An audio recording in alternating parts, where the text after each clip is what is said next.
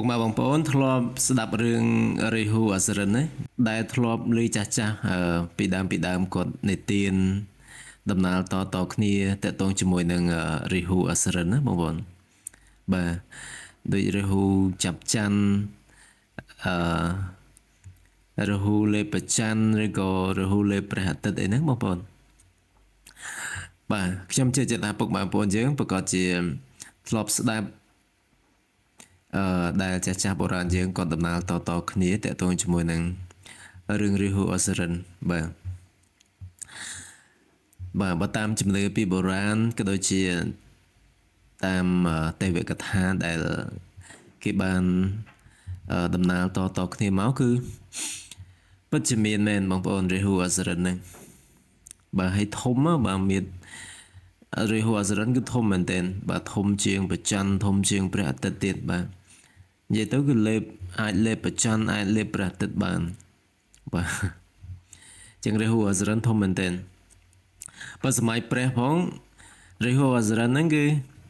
ធ្លាប់ផ្ចាញ់ព្រះដែរបងប្អូនបាទធ្លាប់ផ្ចាញ់ព្រះបាទប៉ុន្តែដល់ពេលដែលជួបព្រះមែនទែនទៅគឺតូចជាងព្រះមែនបើងើយមើលព្រះយ៉ាបាទបាទថ្ងៃនេះខ្ញុំសូមលើកយករឿងតកតងជាមួយនឹងរឿងរាហូអសុរិនដែលបានដកស្រង់បាទចេញមកពីនិទានកថាបាទបាទតោះកុំឲ្យខាតពេលយូរយើងនាំអារម្មណ៍ពុកម៉ែបងប្អូនយើងទៅបាទតាមដាននៅដំណើររឿងនៃរាហូអសុរិនបាទហើយក៏ដូចជាដំណើររឿងពេញនៃការលួចផឹកទឹកអម្រឹតបាទចឹងរឿងនីតិនេះចាប់ផ្ដើមឡើងនៅឯឋានសួគ៌បាទនាពេលដែលពិភពលោកទាំងមូលកំពុងតែស្វែងរកភាពអមតៈបាទកាលនោះពួកទេវតានិងពួកអសុរៈទាំងឡាយបានរួមគ្នាកូរសមុទ្រទឹកដោះក្នុងរយៈពេលរាប់ពាន់ឆ្នាំដើម្បីស្វែងរកទឹកអម្រឹតដែលអាចផ្ដល់ជីវិតអមតៈកិច្ចការនេះជាការរួមដៃគ្នាដ៏ធំសម្បើមមួយដែលមានភ្នំមន្តរៈធ្វើជាអកូរសមុទ្រហើយមានស្ដេចនាគវាសុគិធ្វើជាខ្សែពួររត់ទាញបន្ទាប់ពីកូរសមុទ្របានជាយូរអង្វែងទីបំផុតវត្ថុដ៏មានតម្លៃជាច្រើនបានលេចចេញមករហូតដល់ទីបំផុតទឹកសមុទ្រដ៏បរិសុទ្ធក៏បានលេចត្រដែតឡើងនៅពេលដែលទឹកសមុទ្របានលេចឡើងពួកអសុរៈបានប្រញាប់ប្រវាយដណ្ដើមយកទៅផឹកមុនតែព្រះវិស្ណុជាអ្នកថែរក្សាចក្រវាឡទ្រង់ជ្រាបថាបើអសុរៈបានផឹកទឹកនេះពួកគេនឹងក្លាយជាអមតៈហើយពិភពលោកទាំងមូលនឹងត្រូវវិនាសដោយសារអំណាចអសុរៈទាំងនោះដើម្បីទប់ស្កាត់រឿងនេះព្រះវិស្ណុបានប្រែក្រឡាជារូបស្រីល្អបំផុតនៅក្នុងលោកគឺឈ្មោះថាមោហេនីព្រះនាងមោហេនីបានដើរតួនាទីជាអ្នកចែកទឹកអម្រឹតដោយសន្យាថានឹងចែកឲ្យអស់ទាំងទេពនិងអសុរៈដោយយុត្តិធម៌ប៉ុន្តែរាហូដែលជាអសុរៈដ៏មានប្រាជ្ញាម្នាក់ទ្រង់ដឹងពីល្បិចនេះពេលឃើញមោហេនីចាប់ផ្ដើមចែកទឹកអម្រឹតដល់ពួកទេពមុនរាហូបានគិតនៅក្នុងចិត្តថាបើអញមិនបានផឹកទឹកនេះទេអញនឹងត្រូវស្លាប់ជាមិនខានរាហូអសុរិនក៏ប្រើល្បិចបន្លំខ្លួនគាត់បានបដូររូបរាងជាទេវតាដោយពាក់គ្រឿងអលង្ការនិងសម្លៀកបំពាក់ដោយទេពដតីហើយទៅអង្គុយលាយឡំគ្នានៅចន្លោះព្រះអាទិត្យ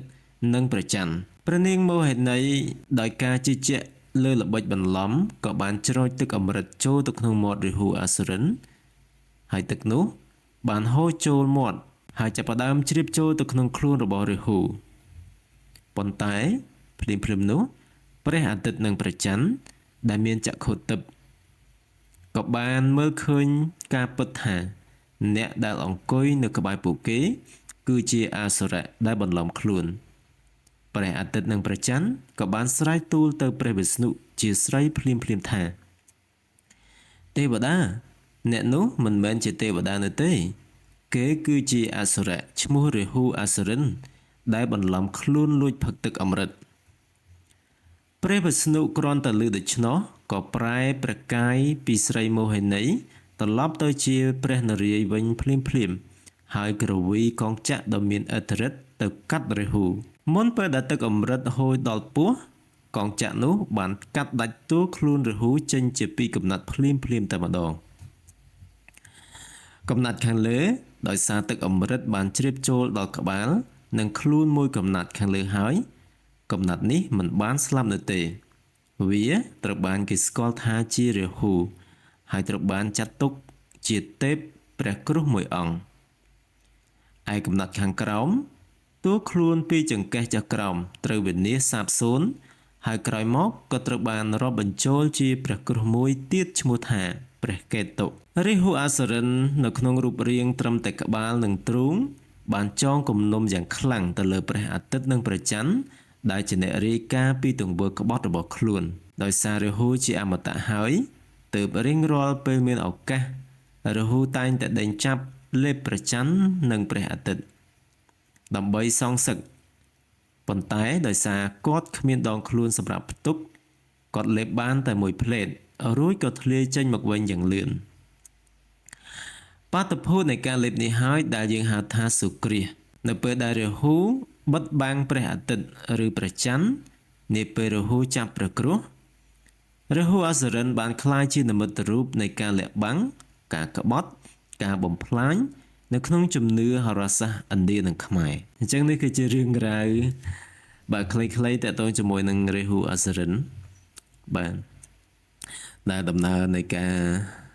មានសុគ្រាសមានច័ន្ទគ្រាសអីហ្នឹងគឺខ្មែរយើងតែងតែដំណើរគ្នាថាអូរាហូចាប់ច័ន្ទឬក៏រាហូចាប់ព្រះអាទិត្យអីចឹងបងប្អូនបាទអានេះបើយើងគិតតាមបែបទេវកថាឬក៏ព្រេងកថាបងប្អូនបាទប៉ុន្តែបើយើងគិតតាមវិទ្យាសាស្ត្រវិញគឺអាហ្នឹងគេគិតខាងវិទ្យាសាស្ត្រគេគិតទៅមួយបែបរបស់ខាងវិទ្យាសាស្ត្រចឹងទៅបាទប៉ុន្តែបើយើងជឿតាមបរមបុរាណបាទដំណើរតគ្នាមកគឺរាហូនេះពិតជាមែនបងប្អូនបាទរាហូអសុរិននេះពិតជាមែននៅក្នុងសម័យពុទ្ធកាលគឺមានណាបងប្អូនបាទសម័យពុទ្ធណាបងប្អូនបាទរាហូអសុរិននេះក៏ទៅថ្ងៃអនាគតព្រះសម្មាសម្ពុទ្ធក៏ព្រះអង្គព្យាករថារាហូអសុរិនក៏នឹងបានត្រាស់ជាពុទ្ធមួយអង្គដែរបាទប៉ុន្តែសម័យពុទ្ធហ្នឹងគឺរាហូអសុរិនធ្លាប់ផ្ចាញ់ពុទ្ធទៀតបាទគិតថាពុទ្ធហ្នឹងតូចមែនទែនបាទដល់ពេលដែលទៅជួបពុទ្ធព្រះអង្គមិនផ្ទាល់នេះងើយមើលព្រះអង្គចេះដូចមនុស្សយើងងើយមើលភ្នំហ្នឹងបងប្អូនបាទមើលកពូភ្នំអញ្ចឹងបាទអញ្ចឹងគឺมันមានអ្នកណាដែលមានរត់ជាងពុទ្ធទេបាទហើយក៏มันមានអ្នកណាដែលមានខ្លួនធំជាងពុទ្ធដែរបាទអញ្ចឹងរឿងនេះមានប៉ុណ្្នឹងទេបាទបងប្អូនចូលចិត្តនៅវីដេអូក៏ដូចជារឿងនីតិនេះបាទកុំភ្លេចធ្វើការតាមដានចុច follow page TikTok និង subscribe នៅ YouTube របស់ខ្ញុំបាទម្នាក់មួយដើម្បីទទួលបាននៅរឿងថ្មីៗជាបន្តទៀតបាទសូមអរគុណសូមជម្រាបលាបាទ